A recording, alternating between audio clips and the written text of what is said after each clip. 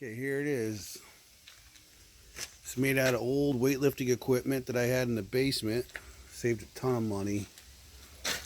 16 horsepower Duramax, 3-inch centrifugal clutch, 19-inch band wheels with a 15-inch drive. I made the guards out of an old watering tank. I got 20-foot pallet racking for the bunks. Just got to do a little more shoring up. Same type of pinching mechanism.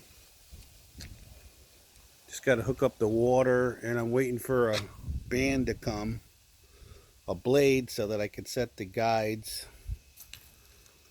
I guess everything is on back order.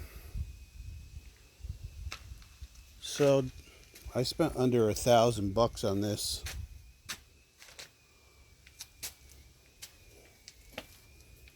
Gonna be able to adjust the guides